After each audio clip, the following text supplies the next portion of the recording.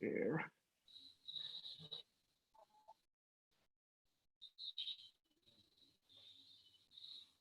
Okay, can everyone see my screen right now? It just says hello for now. Yes. Great. So what we can do is, I know that this is a remote session, and it's kind of difficult to interact with people when you are not seeing their faces, because all that I see in front of me is a small chat window and my own slides. So at any point of time, if you have certain opinion, please feel free to drop a message on the chat. No, it could be, yes, no, agree, disagree, whatever you think can go with it. I'm ready to interact with everyone this way, right? We'll have to embrace the limitations that we have. So yes, as Manika has introduced me, this is Saptarshi. I'm a product design manager at Swiggy. I don't have to tell you what Swiggy is. I'm sure all of you know. And that is my social handle at the bottom. So you feel free to connect with me, and I'll be more than happy to help you out, or have a nice product jam for anything, right? I have a long name even for Indian standards, so please feel free to call me Sapta. That's what my friends do, and I prefer you do that as well, right?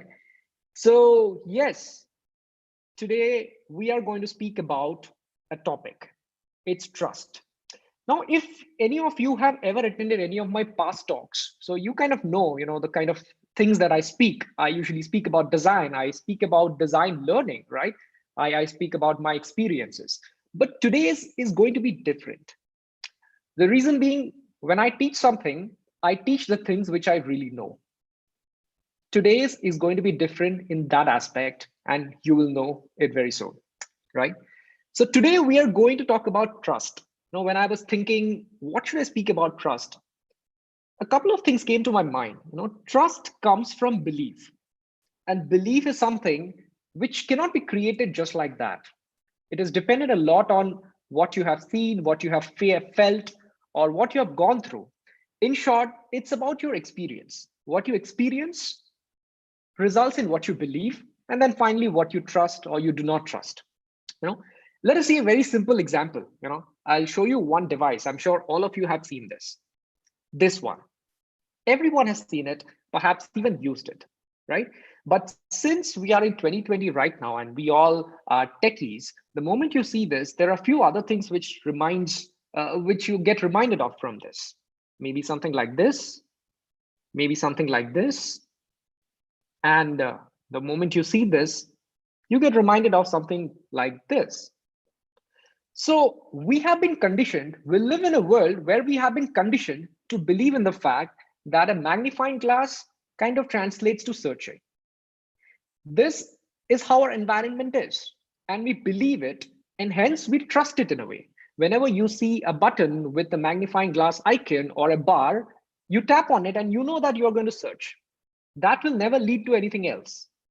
But if you see, when was the last time you searched anything in your real life using a magnifying glass?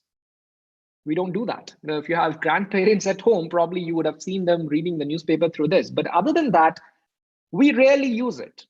But still, based on what we have seen, what we have experienced so far, we still connect this with search. But not everyone thinks of magnifying glass in the same way. I mean, one of the true story is one of my designer friends was once testing out, his doing some user testing in the northeastern part of India, slightly rural side of the northeastern part of India. And when he was showing the apps to various people, one of them apparently exclaimed, saying that, what is this badminton doing here? And the badminton was nothing but the search icon. That person wasn't aware of the fact that search is such a popular thing. For you and me, when we see that icon, we know it is search. It cannot be anything else. But for that person, maybe he's more accustomed to playing badminton. And whenever he saw something of that shape, around followed by a handle, he thought maybe it's a racket. It's totally fine. It's totally obvious, because it's very legit for someone to believe that way who hasn't been through all that we have. So that led me into believing that we are conditioned by what is happening around us. Hence, including everything, trust is also very, very subjective. It's very relative, right? Now, that brings me to another thing.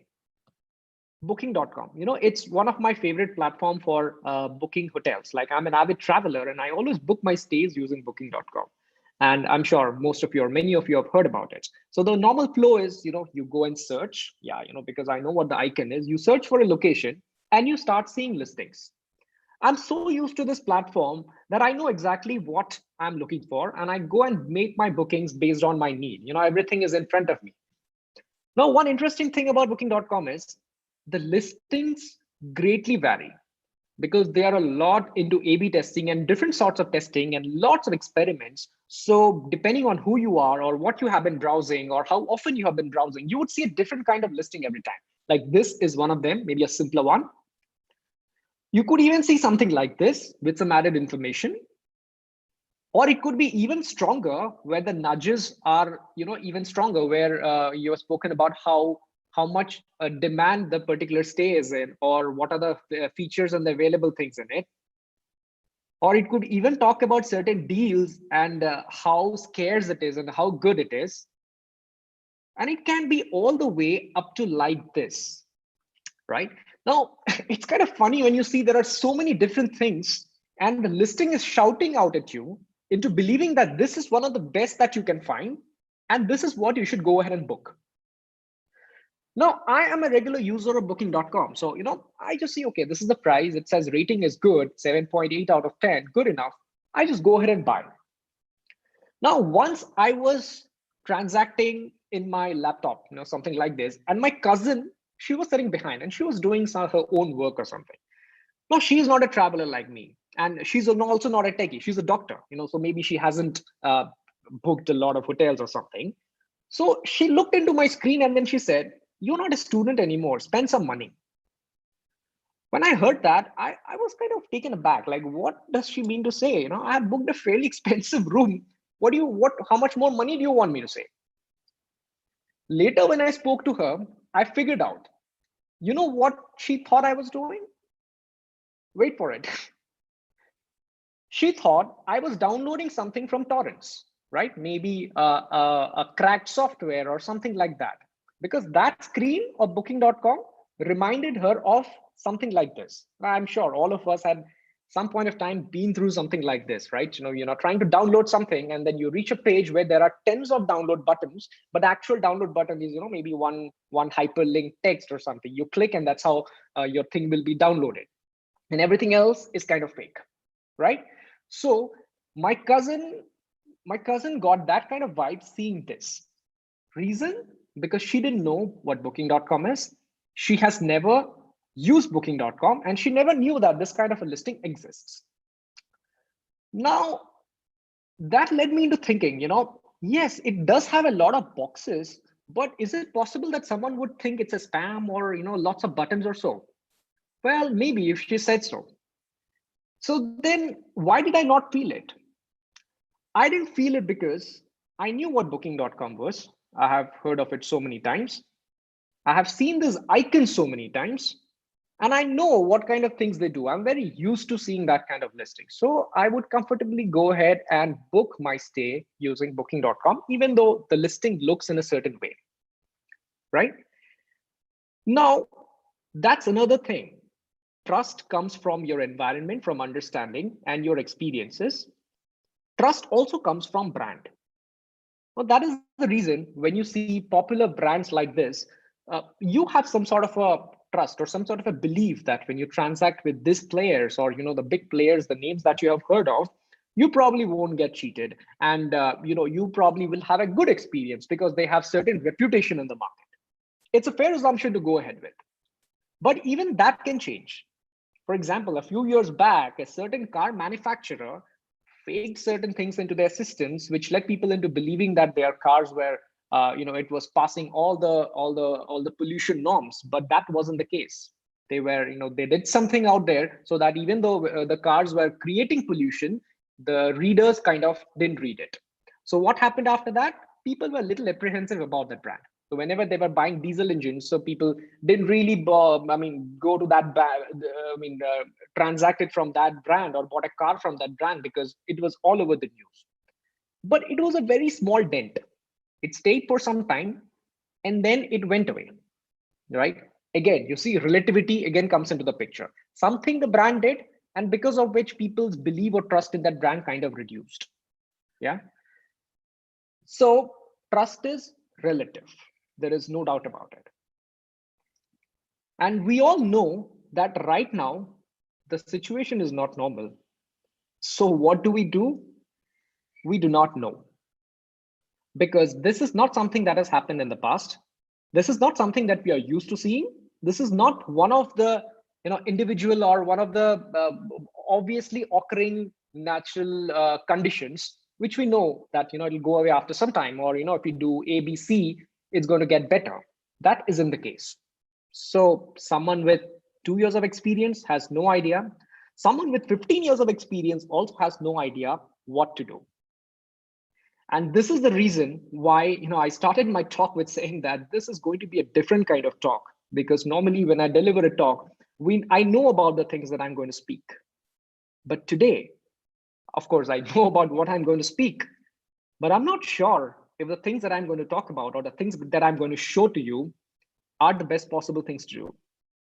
But what I can certainly do is I can take you through what I have done as a part of my organization, that is Swiggy, where I work, and how we did certain things or changed certain things to best of our knowledge to handle this situation, right? So, like we all know, Swiggy is about food tech.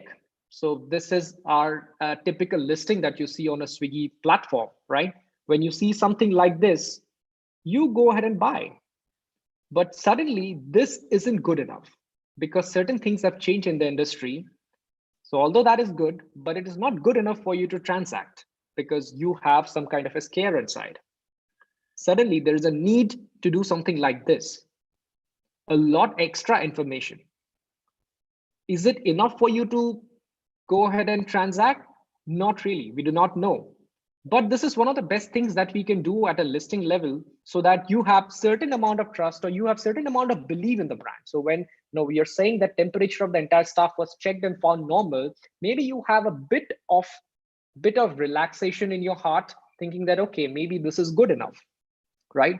And at times even social proofing helps a lot, right? You must be wondering, should I order food or should I not? But then you hear that your friend has recently ordered biryani and it got delivered and they're all fine. That leads you to thinking, yeah, maybe I can do as well. Maybe it is not so bad, right? That's why you see we have extra information about there were 2,000 plus orders in the last week itself, which kind of says that, hey, you know what, people are actually transacting, so you might want to transact as well. And along with that, all the badges of best safety and everything which comes and sits here. So these are all experiments. Suddenly, the brand value which we used to have as a company, and the fact that certain platform is on Swiggy, people would blindly believe it because it's a fairly famous company, and if they have listed a restaurant, I'm sure certain things, hygiene and stuff are being taken care of. Suddenly, that wasn't true anymore. Whatever we as a brand or we as a company have achieved in the last 5 years in terms of trust and customer belief had suddenly gone away. Not that we had done something wrong, but the situations have changed. Again, relativity, you see. Within a week, I was about to say overnight, but yeah, not overnight. Within a week, the Swiggy app changed from being like this to something like this. And although it might seem like a little bit of change at the top, but trust me, that involves a lot of work. There were lots of new services that were started. There were lots of new things that we did. Well, not just this, this isn't convincing enough. So for the sake of safety, we went ahead and put some other things at the top, which talks about the safety measures that Swiggy as an organization is taking for everyone's safety. Even though it came at an expense of pushing everything down, which a designer or a product person will never otherwise take, because we all know the value of the real estate in the first fold of your product or your app. But we had to do it because the situation called for it, because safety was number one priority before everything else. So we had to go and put it there. Do we have any numbers which suggest that having this would increase our conversions? No, we don't know. But this was a decision we had to take overnight and do it, because at that point of time, given the crisis, we felt this is one of the best things to do. And this is what not just Swiggy, every company did. And There were more communication as well. In some places, there were slots. You wouldn't find your food and essentials and grocery, everything at all point of time. Different cities had different rules because local municipalities, local governments had set up their own rules and they would have slots. You can transact only on certain slots, and those slots had to be communicated. So they had to come as well, pushing content further down. Now, if you see in this, the merchandising cards or the advertisements that come on Swiggy is completely gone. So you can imagine how much of revenue this might have hit. But at that point of time, what was most important was to be clear so that we know our priorities, what we need to do at that point of time. We also took some really hard calls, which especially, someone like me, a designer, would never like to take. If you have been using Swiggy, or if you at least have been browsing Swiggy, you would suddenly notice that there were lots of pop-ups. And those pop-ups which communicates about certain things, about no contact delivery or about safety or temperature in different parts of the product. I'm sure no designer ever likes to give pop-up because it's kind of a blocker and it hampers user experience in most of the time. Of course, there are conditions where it can be okay, but we had to take all these hard calls, even though we do not like. So we saw that communication was actually the key. We had to communicate everywhere about the things that we are doing. And then on further probing, we figured out it's not just communicating, but actually over communication was the key. Well, we still do not know if it was the key, but over communication was certainly better than communication. So a menu which looked like this before in peacetime or in the pre-COVID time, we have to take the decision to include all the information that you have seen outside once again. On a normal day, anyone would debate saying that you have just seen those things outside. Why do you need similar sort of information once again inside? But these times were different. The more you communicate, the better it gets because it registers with the user in a much better way. And since it is about a particular restaurant, we could even go all the way detailed information about what that particular restaurant or that particular branch is doing. Are they doing temperature checks? Are they sanitizing their kitchen? What kind of behavior, what kind of culture are they practicing in their kitchen, in their packaging? And to add to that, we also added a list of the daily temperature logs of all the staff who worked in that kitchen. Now, again, are all these steps enough? We don't know. But we felt given the limited knowledge that we have, given the limited experience that we have in handling such a situation, this could be one of the better things to do. So we just went ahead and did it. And in fact, even till today, you would see this kind of a menu header whenever you open. And what was the cost? All the items got pushed to the second half, which again, I don't have to tell you, no product person would ever take that kind of a decision on a normal day, but this called for it. Similarly, everywhere, this is cart.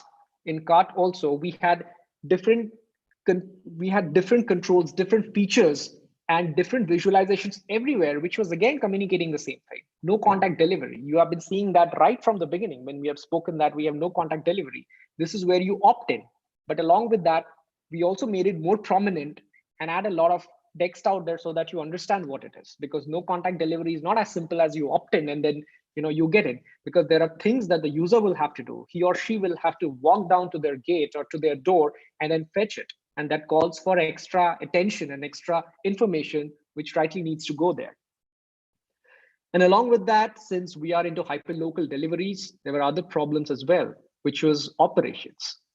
When the country is locked down and everyone is scared whether they will stay alive or they will die, people wouldn't want to go outside. And we are a people-driven business. We are a people-driven product because everything is fulfilled by a human at the end of the day, our delivery partners. If the world is locked down, it's locked down for them as well. Hence, the number of people who are on the field doing deliveries were lesser. So, we had to do something to make things better for them, because they were playing high stakes by going out in a risky time. So we started this option of tipping so that a user who is making a transaction or buying from our platform would have an option to tip to the delivery executive just as a sign of gratitude, so that they get motivated to stay on the field or work.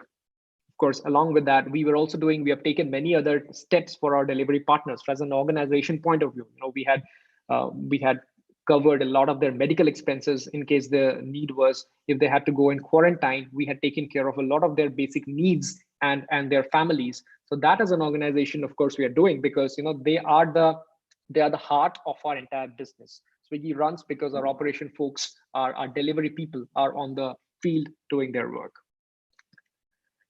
Even on the track screen, you would see same information everywhere.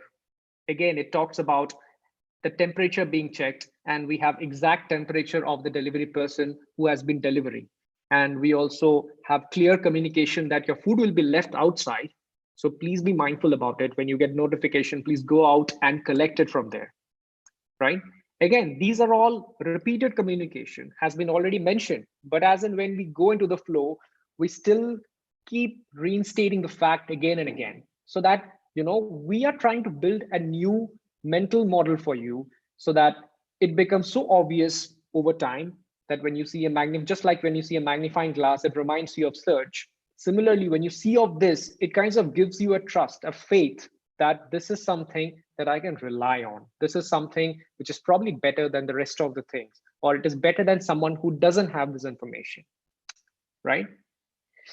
Again, this was the post-delivery screen where there was an option of the delivery executive clicking a picture and uploading it, so that the user gets to see it, and so that it's confirmed that, okay, this is right outside my door and I can just step out and collect it.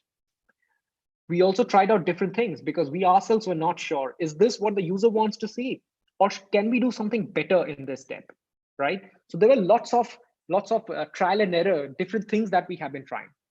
One chain of thought was this, where you show a picture, and then another one was maybe some sort of instruction. What do you do now that you have trusted us? You have read all these things. Okay, temperature is being checked. It's going to be a no contact delivery, and it's a best safety. The kitchen is taking every possible step. So when you have already believed in us, what next? What can we do? Can we reward your trust with something? Yeah, maybe one small set of information, right? Transfer the food to a plate, dispose the packaging, or wash your hands, or heat your food is required. There are certain facts which always exist. For example, if you buy a pizza, most of the pizzas are actually cooked or in a temperature which is upward of 500 or 600 degrees Celsius, and in that temperature, nothing can ever sustain, even the coronavirus germ, if I'm not mistaken. But yet, it's always a good idea to go and heat and dispose of the packaging, so that you minimize your risk as much as possible. Like even till today, when I tell my mom that I've ordered food today, she always says, okay, make sure you heat your food well, because these things are in your mind. We do not really know. We are not scientists or doctors. We do not know that if heating the food is going to make it safer for me, but it's a belief that heating increases temperature, it kills the bad stuff. Just like boiling water makes it more pure, similar way, maybe certain things are embedded in our mind. So maybe just a bit of gesture which talks about, yeah, wash your hands and heat your food, would reward the user who has trusted us so far by placing the order. And there were more challenges as well. We even thought that there were places where services wouldn't be there at some point of time. So it was important that when users come, we tell them that this is the time when you need to come back to come and transact with us. And what do you do when nothing is happening there? Well, that called for a lot of bias for action on our side, where we build a lot of new things. So what happens when there is nothing which is available for you? We went ahead and made something called InstaChef. Now, this is completely different from what Swiggy as a business is. Swiggy is about buying food. And InstaChef, if you have noticed it on the app, I don't know, it's nothing but a recipe section of Swiggy. You open that and you will get to see a lot of video recipes, yeah, and you can buy. Now, if you see, InstaChef is like completely different from our business line. Along with that, we also made a lot of things which are like very closely related to our existing business line. Swiggy Genie, for instance, I'm sure you might have seen this in your app, if you're in Bangalore, Bombay, or a couple of other cities, right? Now, these were quite obvious. Some of these were quite obvious things. Like Genie is a natural transition from what Swiggy is. Like at Swiggy, we are really good at transporting food from a restaurant to your home or to your office or to any other place. And we have been doing quite a good job. Genie is nothing but a generalized version of that.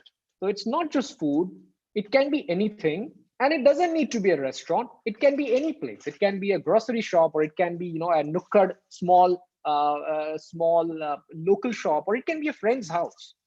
The pick up and drop service, essentially. So these things are always in our mind. We wanted to make them always. But what this COVID situation did was it put everything into the front seat.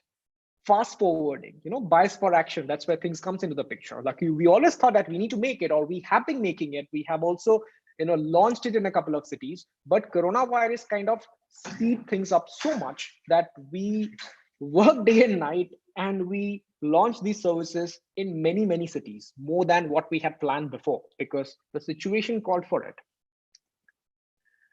This is the InstaChef that I was talking about. A grocery, a recipe website. We don't get anything out of it. And these recipes were also not built or not created by us or anyone in Swiggy. These were just curated from different places, maybe some YouTube channel, some YouTube link. And we just put them everything together so that even when you open the Swiggy app and there is nothing that you can do, your city is completely shut down, or you are at a slot where you are not allowed to place an order. So maybe you can just watch some recipes and cook something for yourself. Now that is for the user, right? It doesn't get us anything. Or maybe if groceries are there and food services are not on, maybe you can watch some videos and buy some groceries and at least try and make them. Because in our mind, we are also responsible for feeding a lot of people. We know that this has it's our business, but there are a lot of people who are dependent on it. I remember when the lockdown had started, our CEO had received a couple of emails from worried parents from different parts of India saying that my son, works in Bangalore, stays in so and so place. His daily meals, his daily food is dependent on Swiggy. Are you going to shut down your services?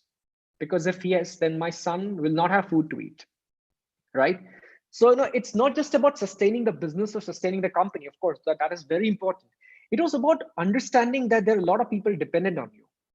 If we cannot feed you by getting food from restaurant due to restrictions, maybe we can teach you to cook something on your own quickly, which doesn't need chopping, or which doesn't need stove, or which doesn't need any skill, right? This was our attempt into that.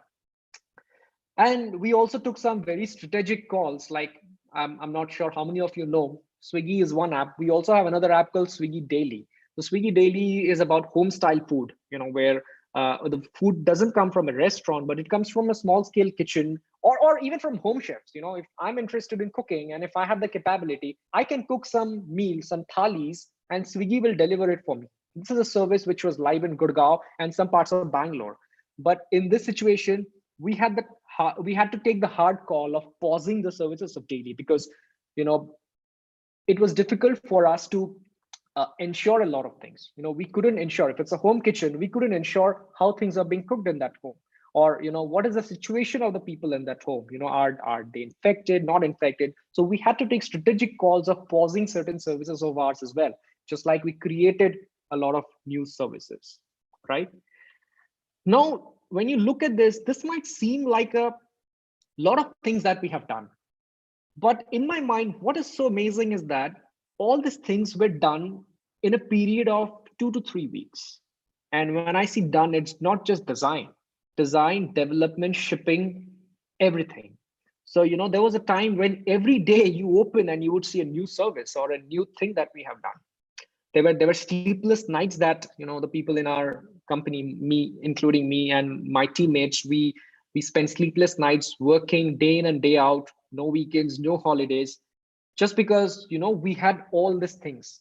What do we do? What do we do to bring in that trust? Something which we never had to think in the last 2 to 3 years, trust, because Swiggy is a trusted brand. The fact that we are inside Swiggy and doing things inside Swiggy itself ensures that it's a trustworthy thing and you can buy it. Suddenly we saw ourselves solving new problems, something that we are not used to. We are chasing a situation which we have not seen. So this made it challenging as well as fun. And I think this is the fastest, at least me, I have worked ever, where we have shipped complete products overnight like that, right? So all these things, we do not know if these are the right things or the best things. Maybe time will tell us that, okay, certain things that we did wasn't needed, or certain things that we did wasn't enough, right? But that's something only time can tell us, because we do not know. And the same is situation for everyone. So these are the things that we did, friends, and that's pretty much what I had in my deck. Now, if we did a good job or not, time will tell us, and so can you, like, because you have been using the Swiggy as a product. So it would be great to understand uh, what you think about the steps that we have taken. I think that's pretty much what I had. I would love to take some questions, but before that, I recently started a YouTube channel, so I speak about design and many other things. So if you're a designer, or if you're into it or wish to be a designer, I would suggest you go check that out. Sorry for the shameless promotion. And yeah, these are my social handles. Would love to take some questions now. Great, thank you, Saptarshi. That was a very brilliant and very relatable session. And we have some Thank questions you. coming. And also, Sure. as people can see, they can reach out to you on your social media handles. So Sure. we have some. We have a question from Shubro Broto Das. So let me read the whole thing out. He says, such a Sure. fantastic presentation. Would love to know if safety standards will be a USP or differentiating factor and replace deep discount strategy followed by food tech apps. So he has one more thing to add. One of your peer group has Arogya Setu app for all its delivery partner, whereas I don't see the same for Swiggy. Okay. Okay. So thanks for the question, Shubhra. Safety, the first part of your question, what you have asked, I think yes, it is going to be. Since all of us are talking about the new normal, where safety and security and hygiene are of utmost important. There's also another round of jokes which is going on in the industries. Like it took us a pandemic to believe the importance or understand the importance of hygiene. So in my mind, I think yes, hygiene was always a thing. Even before COVID, you would see hygiene badges on different restaurants which said excellent, good, or very good. So those were done by external agencies who would go and audit the kitchen of our certain restaurant partners in certain intervals. Of course, they wouldn't be informed. It would be like surprise audits. You come and they would check how the hygiene situation is. So all those things were already taken care of already. Now, with COVID, it called for a few extra things. Like temperature, or maybe sanitizing with an alcohol-based rubbing agent. These were probably not a part of those audits. I'm not sure though. But now all those things are also added. So to answer to your question, yes, security, hygiene, and all will always remain. But will it always remain like a best safety standards, a big badge, and talking loud and detailed? That may not be. Depends on how long the situation continues. Maybe after a while, if it becomes a new normal, maybe all those things become obvious. Maybe we again reach a stage where the fact that a restaurant is listed on Swiggy could also ensure that all these things are being taken care of, right? And yeah, to answer to Arogya Setu, yes, Arogya Setu, we had plans as well, but then in between there were many instances of data breach and all. So I think that's why we just kind of held on to it, but it may come back. It may come back soon. Great. So there's a question from Imran Sheikh. Hey Sapta, how would you ensure that the data of temperature checks are reliable? I mean, what if the restaurants fake it? Thanks for the question, Imran. The restaurants can fake it, but like I said, there are certain audits that we have been doing. And if you see, not every restaurant as of today has that kind of information on the app. Not every restaurant is classified under best safety settings, best safety standards, right? So the restaurants which we feel are capable of doing it, which we trust, or who have been displaying highest levels of integrity and hygiene and cleanliness over the past few years, have been given that badge after due uh, you know uh, after due audit and everything. And restaurants can fake, but do you think they will fake? Because if there is any kind of news which suggests that a certain staff of there got infected, and even though the person was infected, they let that person work and that let that person cook or serve, and then because of which we gave rise to a super spreader that kind of spread. Can you imagine the kind of reputation tarnish which the restaurant will have to suffer later? So I don't think anyone will take that kind of a chance. We understand that their resources are really valuable, but I don't think anyone would take that chance. If you have some other opinion, we can discuss. That's interesting. So, okay, you can hear me, right? So there is one more. There is Yeah. an interesting question from Ashutosh Bhatt. His Mhm. question is, how can you bring back users to the app, like those skeptical users? And that's a little personal, I guess. How much was the conversion? The latter part, Ashutosh, I think I can't share the numbers, but I can tell you certain things for sure. And I think some of these things you can even guess as well. The number of orders were lesser, no doubt about it, because like we were scared. But the order values had increased because there were certain behavioral changes which I saw in myself as well. I mean, although I knew that restaurants are taking every measure, or our delivery executives are taking every measure, in spite of all this, even I personally was skeptical. I wouldn't order. Previously, if I ordered, say, every 3 or 4 days or every alternate days, I started ordering lesser, maybe once or twice a week, or maybe only during the weekends. And whenever I did, if I'm ordering something for lunch, I would order 2 or 3 times of that, so that the dinner and the next day's lunch would also get covered, so that I interact with the delivery person only once, but in the process I have food for the next 3 meals or next 2 meals. So because of which the average order values had gone up a bit, but the numbers were lower. I cannot share the exact numbers. The numbers were lower, but I would say the numbers are increasing, because the industry is such, the food delivery is such, we all are working from home, and we know that when we work from home there is no time. Now that we are speaking, it's past work hours, but I'm still getting messages from work. We need to do this, we need to do that, and all. So timings kind of have gone for a toss in all of our lives, and in between all this, going and cooking, doing the dishes is actually painful. So people would always want a way out as quickly as they find it safe and reliable. And it is happening with time. Like I said, social proofing also helps. Today, if Maneka gets to know that, okay, Sapta has been ordering twice a week, so maybe I could order as well. Or if you see some other friend, then you kind of start believing in, okay, how long, let's just try, let's just do it, we'll take precaution, or we will do a no contact delivery and all. So yeah, the numbers are increasing is what I would say. So here is another question, Sapta. This is from Amit Yadav. Is design just a mask for making users divulge information that he may not want to? Can Otherwise, you come again? Can you repeat? I didn't get that. yeah. So he's asking, is design just a mask for making users divulge information that he may not want to otherwise? So I think the concern here is when you say Huh? designing for trust, uh, Right. are you designing in such a way to get information from people who may ideally won't want to share that information? Uh, yes, as well as no. Uh, the thing is, like I said, trust, privacy, and a lot of these things are all situational. Maybe, I wouldn't want to share my body temperature on a normal day. That's my personal thing. If I have fever, I will stay at home and take care of myself. But now the situations are different. If you stay at home, no one's going to ask your temperature, but you're not doing that.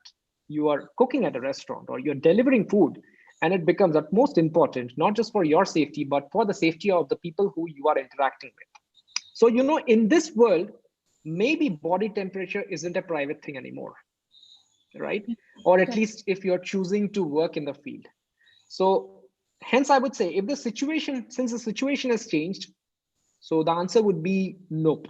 And of course, no one is forced into that. If you want to work, yeah, this is the rule, this is the new rule. Not just a rule which is written by a company, but it's a government rule, because temperature needs to be checked when you step into and many things. And other information, If I were to talk about users, the information that we are trying to get from our users through research, those are never sensitive information. So we just try and understand what their behavior is, what they think about this entire situation, and what are their levels of trust and belief is. So I think that's another kind of information that we are trying to get. Or no, it's a self-learning thing where we just try and understand what the new normal is. Great. So here is a question from Sumit on our LinkedIn post. So Genie Sure. service was a master stroke in my opinion, say to carry Thank urgent you. documents for senior citizens. How was the response in various demographics?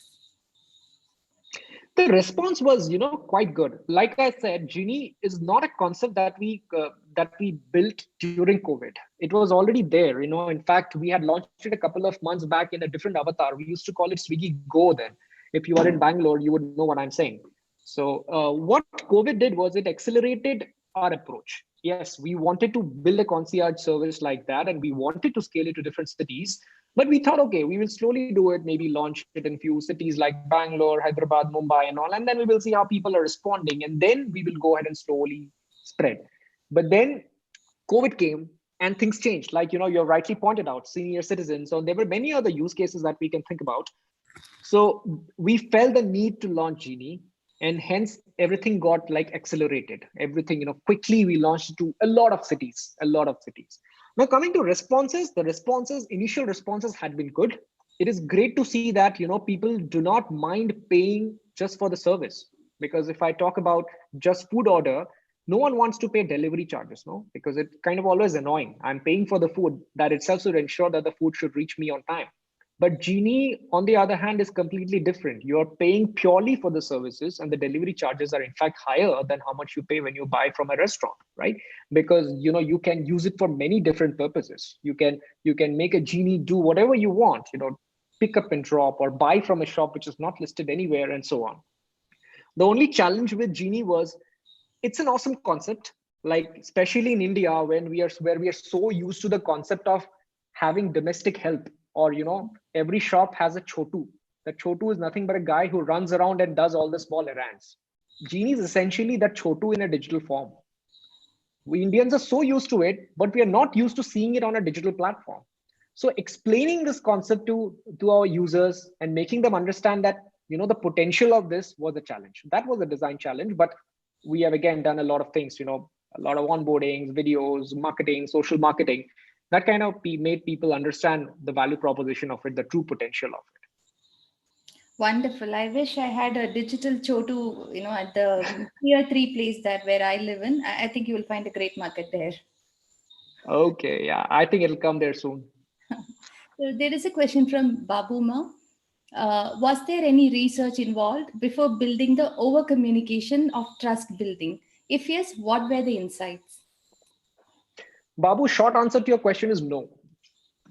Like I said, during the COVID times, this is still COVID time, but I'm talking about 2 or 3 months back when, the lockdown and all had just started. We had time for nothing. We would get on a call. This is what we need to build. Tomorrow morning is when development starts. Stay awake all night and build it. Where is the time for research? Nope. So intuition is what worked. We all played by our intuition. This is where we made use of all the skills that we have, all the knowledge and the experience that we have into believing how human psychology works, or what they might feel, what they may not feel. We applied all of them and made best use of our intuition and made all these products. And after that, once we have launched all of them, then we went ahead and did the study a bit. We started talking to people. We try to understand that we have done it, but does it actually add value to you? Does it make sense to you?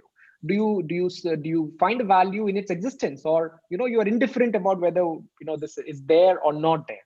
And based on that, we have been doing self corrections, where we said that, okay, this is what we did, let us tweak it a bit, or let us change it a bit, or let us remove that a bit. So it's always post execution research is what we have done, because we didn't have time back then. Great. Here, Archana Mohan, she has a bunch of questions, and she's Sure. sweet enough to say, feel free to answer one or all. So let me read out Okay. one for you, and Sure. we'll go to the next. So Sure. how do you build this trust across diverse users, especially in a short time that the lockdown provided? So that is one question. The second question, did you continue doing UX research during lockdown to assess if the needs of the different users were met? And third one is, what strategies did you adopt, especially if it involved remote UX work? Right. To answer to your first question, since it was a very short time, what did we do to ensure trust for everyone? Like, I think my presentation was all about that, right? We still do not know, or at least when we made them, we never knew if these were the right things. Okay, somebody thought, okay, no contact delivery could be a thing, because since contact is the problem, human contact is the problem, can we deliver without any contact? Intuition again, right? So we just went ahead and built it. So that's how all those things were done. And we are not sure if it would work for every demography, right? Like, somebody had mentioned about senior citizens. Will a senior citizen be fine with walking down all the way to the society gate and pick your food up from there? Maybe not. Maybe they have difficulty in walking. Maybe they have difficulty in stepping out of their house. They may have special needs. So no, I wouldn't say that the solutions that we have built is targeted or tailor made for each and every kind of demography that exists in our user base.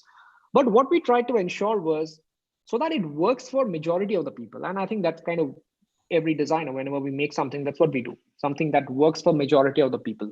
So that's, I think, what our attempt was. Everything was trial and error, like I said.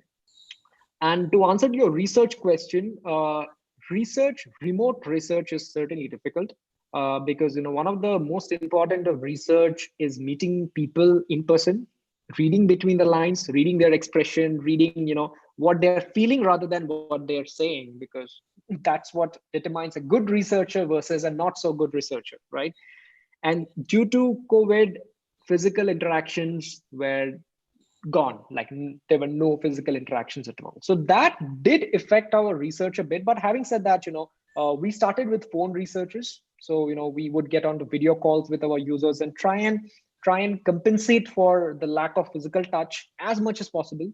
And then I think eventually we started experimenting with a few tools. Some tools which are designed for this kind of thing. I don't have any name in my mind, but if you're interested, maybe I can speak to our research team and find out what they are doing. But yes, remote research is going on. How effective they are, time will tell us. Great. So here Priya Mittal has a question. How did the team weigh the problems with over communication, especially with like annoying users? So this is something I would also like to know. Annoying users, right? Okay. So, uh, like I said, it is intuition. Say 5 people get on a call, 5 people who we think could have the best amount of context into taking certain decisions would get on a call, take the decision, and then we would just go ahead and execute. That was the mode in which we were in. It was a fire alarm mode, or there are different names which are given for such mode that it was taken. Again, we counted on a few things. For example, it was a normal time, it's wartime. So even people are forgiving to a lot of things. When you know that nothing is open, your maid or your cook is not coming, the restaurants or the shops around you are all closed, and these are the only few options that we have, the online services, be it the Swiggies or the big baskets or the Zomatos of the world, then you also become a little, I mean, you get a little lenient because you feel for them. So we counted on that bit. So although we were over communicating because the users might want to see them as well. So I don't think anyone would complain as to why have you told me the same thing thrice. They might actually find the value in that. It's good that you have told me. I know that this is exactly how it's going to happen. Yeah, if someone has been ordering every day, even during COVID, maybe on the fifth, sixth time it'll be like, array, the same message is coming 3 times or the same information is coming 3 times. That could be a situation. And I think some of these we have even handled by, okay, this information we will not show beyond 4 times or 5 times. If the user has seen it 5 times, then maybe we tone it down, show a smaller version of it or not show it at all. We have taken such decisions as well. But again, so the situation called for it because the people wanted it. Yeah. Great. So here, Richu Epan has some questions. I think part of the questions have been answered, here and there. But if there is Sure, anything more you would want to add, Sapta, I'll read this up to you. sure, How sure. can you measure the user experience if the product development was done within a short span of time? Have you done any kind of user testing patterns like A/B testing, focus group, etc. after the launch? And will these updates irritate the user? So some of them have been answered, but please, it's open to you. Right. Yeah. Some of these have been answered. Yes. To answer to the first set of things, have we done, ABC, something that you have said? Answer to most of them is no, we haven't. Right. And the only user testing, which we did was with folks in the company. When we are doing user testing with a layman. I mean, layman in this definition is someone who doesn't have context about what is happening. Are the people who are outside. So when we do that, there are lots of extra things that we need to do. We need to have either a build or a very real life prototype, and a certain plan of action when we do those researches, because they do not have context, and we need to build it in a certain way so that we get the right insights that we are looking for. So what we resorted, at least for some of these quick things, was within our teams, be it the design team or the product teams or anyone else. We would just get on a call. Let's say, okay, hey, you know what, we are building this, right? Yeah, I wanted you to take through the flow. Can you just think out loud as you see it? So thinking out loud is one of the things that we did. Of course, works only for people who have context. Maybe I will just share the Figma file, or the link where all the designs are present, and then we would get on a video call, and the person would just think as they're saying, okay, this looks like this looks like it's no contact, this looks like I can contact the restaurant, or I can share the restaurant. So this kind of information that we got. So not the foolproof way, because people who has context are usually not participants for research, because we always do research with someone who do not have context, how a new user would see, because that's what we want to test. But for the lack of resources and means, we resorted to this. And coming to annoying bit, I think I I answered most of it. One thing which I feel might have annoyed our users was, I think there was a time where in Android we were having release every 3 days. So every 3 days you would have an update of the Swiggy app, right? Because we were pushing things at that pace. And every release had a lot of things. It's not that we were just simply releasing after every 3 days. So that might have annoyed, because every time you open and we are nudging you to update the app. I mean, how many more times? Right? That might have annoyed, but I don't think the over communication did, because a lot of it is still in the app. If we had got any sort of insights that they are not working or they can be reduced or something, maybe we would have reduced it. Actually, over time, we may reduce, like, the new normal that we're talking about. But till now, not really. Things are pretty much there. Maybe one or two things we would have moved here and there. That's it. Makes sense. Now, Manish has a question. Manish Solanki. Does it make sense to capture ratings for trust separately? Like have a trust meter displayed on screen based on recent deliveries during the virus lockdown, etc. So giving ideas, I guess. Okay.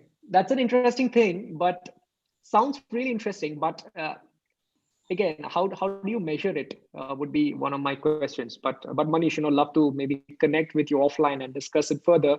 uh, Not trust, but what we are doing is we are trying to ensure a few things, like after you get your order delivered, and if you had opted for a no contact, what we ask is, one of the in the rating screen there are two extra things that you would see probably if you have been ordering. One is, was the delivery indeed no contact, right? Because we can promise you saying that it will be no contact delivery, but if the delivery executive comes in contacts with you while delivering, then that's not a good thing. So even if it happens, you have an option of saying yes or no, because if it is no, then we would see what we can do about it. And the second thing was the executive wearing a mask? Because no contact, they will be at a distance, you will still get to see the face of the person maybe. So if you have the information if the delivery executive was wearing a mask or not, you can inform that, because these were some of the guidelines that we are using as an organization. So if we were to think that we combine all this kind of information about what we are promising versus what we are fulfilling, and then arrive at a number and then show it as a trust score, yes, we can do. But like one thing about trust is, it takes a lot of time to build, but it takes just one incident for it to fall. So even if, say, a restaurant has a very good trust rating of 5 out of 5 or 4.9 out of 5, but if there is one instance which makes you feel that it's not trustworthy, no matter what the number says, you will not believe it. So I think that's the thing about trust. Great. So Sudipto has a question. Anything specific that you have done for the delivery partner app? Oh, a lot of things there as well. A lot of things. Yeah, I mean, sorry, maybe I should have clarified it. I primarily work on the consumer side of things. So, excuse me. So whatever I had mentioned in my slides today were primarily on the consumer side, but there were a lot of things done on the delivery side as well. Like Arogya Setu integration was one of them, which I believe is on pause right now. Still, I'm not the right person because of the data breach, like I have said. One thing that we did was we used a face recognition thing where a delivery executive couldn't start their job if they're not wearing a mask, right? So that was one of the mandatory things by the government as well. So they couldn't start, the app wouldn't even log in if they were not wearing a mask. That was one thing. And if they didn't have a mask, they always had the option to go to our nearest delivery hub, the Swiggy hub, and collect a mask for free.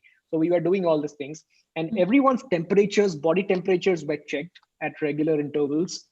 Either at when they start their work from a hub, it was checked by the Swiggy people itself, and then sporadically in the or in equal intervals in different restaurants as well. Restaurant partner would also measure at times, and their hands would be sanitized, and they would carry a bottle of sanitizer, and yeah, a lot of measures were taken there as well. uh, all those things that I have spoken in the consumer side to drive them, whatever was needed on the delivery side were done. Great. So as we are closing, we are coming close to the end of the session. There is one question which might help, sum up all the questions or the intention of this session. So, Sure. what elements can contribute to building trust on an e-commerce website where people rely on quality of the product which they are purchasing? This is from Simran. Okay. So Simran, I don't know if you're talking about a general time or a coronavirus time. Let me try and answer. Like, let me try and give you a gist of both. Uh, I think a couple of things I mentioned in my platform in my slides as well. Like trust comes from two things, either based on your experience or based on somebody else's experience. The latter is also something as brand value is what we say. If I have say bought something from an e-commerce website and it turned out to be good, maybe I will trust that platform or trust that seller next time, right? It's likely that I will trust. And the more the number of times it happens, the more I will start trusting. If I buy once, it was good. I buy second time, it was good again. I buy third time, it was good again. Fourth time onwards, I'll not even think. I know that, okay, this is a place I can blindly trust. That is one. And the second thing is, even when you haven't done it, but somebody else have done it. Somebody else have purchased and got a good service or a good product, and they were happy about it. It could be either your friend or it could be one of the reviews that you read on the e-commerce websites. So those all things add to it. But the only difference is when you are experiencing, maybe 2 or 3 times would be enough for you to believe that it's a trustworthy platform. But when it comes to somebody else, when you're reading reviews or listening to instances, the numbers needs to be really large to have the same kind of impact. And that is why big brands like Google, Apple, or Volkswagen, whatever I had shown, there's a large group of people who speaks good about them, who believe in their quality, and that's why that's why we call it a brand, right? So that's how it works. So these are the two primary things I would say. For COVID situation, if you were to add anything, it again depends on what kind of e-commerce it is, right? For anything related to food, like where the space where Swiggy is in, things get a little more critical because food is something that you put inside your mouth. It goes inside your body. So you are more cautious about it versus if it's a fashion e-commerce or a general e-commerce like Amazon or Flipkart, then it's just an object. When an object comes, you clean it well, you clean it with Dettol or with the sanitizer, and after that you're fairly confident that this is going to work because this is not something that you're going to eat. You're not going to smell it or something. So the stakes are, I would say, higher in certain kind of e-commerce. So for COVID, I think it depends on what you're selling on your platform. Great. I'm tempted to take just one more question from Raunak. Sure. He's asking if Swiggy would do something like Spotify. Like Spotify does what your friends are listening, you can see. So, what your friends are ordering from Swiggy, would you come up with that kind of a version? It's an interesting thing. uh, I don't know, maybe sometime in the future. I mean, what Ronak, what you have just said is essentially what we all do in Instagram, no? So, and I'm eating a fancy burger. I'll take a picture of it, post a story, and my friends, everyone knows that okay, Sapta is eating a burger. Let me go ahead and order it, maybe, right? So that may happen in the future, but whether it will happen in the Swiggy app or not, I don't know. Or maybe I shouldn't speak about that. That would involve, integrating social elements and all, but a part of it is already executed. Speaking of Instagram, now you have an Instagram sticker where you can order food from a certain restaurant, right? I don't know if you have tried it. So you can add a sticker on your stories and connect it to certain restaurant or something, so that you can tap. Similarly, if a restaurant has a has a Instagram page, they can have a button called order from Swiggy, so that anyone who's viewing that story or in their Instagram page can directly tap on that, which will direct you to the Swiggy app, and then you can order. So that's maybe a baby step towards what you're asking. Great, thank you. But before closing the session, we have a very important thing to do. Thank you everyone for asking great questions. Sapta, I request you to pick a winner for the day. The best question. Oh, winner for okay. Do I need to do that? Do I need to do that right away, or do you think I can have a look at the list of the questions and then let you know later? We can do that. We can do that. And we can do that, no? Yes, we can do that. Perfect. That's more fair. I think that'll be better. Yeah, I will be able to spend some more time in figuring out, okay, what is this question and all. So I'll do a better job there, I guess. Please have a look at the LinkedIn URL that we have specifically made for you. A lot of questions have come there, and our attendees would be very happy to interact with you there as well. And I'll be in touch with you to get the name of the winner, and sure. Winner, whoever it is, I'll be in touch with you as well. And so we are closing for the day. So before we close, please see your chat window. You will find our events URL there. We have many more such wonderful webinars and masterclasses lined up for you. So please keep checking our webpage, and please do register. All the sessions are free, but registration is mandatory. And Sapta, what a brilliant session. Thank you so much for your time, and we thoroughly enjoyed. And thank you, guys. I hope it was thanks for inviting me in the first place, and I hope it was insightful. Like I said, it's a different it's a different kind of talk, where I've spoken about something that even I'm not sure of, or our company is also not very sure of. So thanks for listening to me, and thanks for asking all these beautiful questions. I think I just dropped my handle on the chat. So that is actually my handle almost in every place: LinkedIn, Facebook, Instagram, everywhere. So .com/this is where you'll find me. So I believe I haven't answered some of your questions. Like I can see Sharon's comment that I haven't answered your question. Would love to take it offline as in it's online. So you connect with me in any of those platforms. You can drop your question, and I'll be more than happy to answer. Definitely. Great. Sounds great. So thank you, everyone. We'll see you at our next session. And Sapta, we hope to work with you again. And thank you so much, guys. Good night. Good night, folks. Bye-bye. Bye.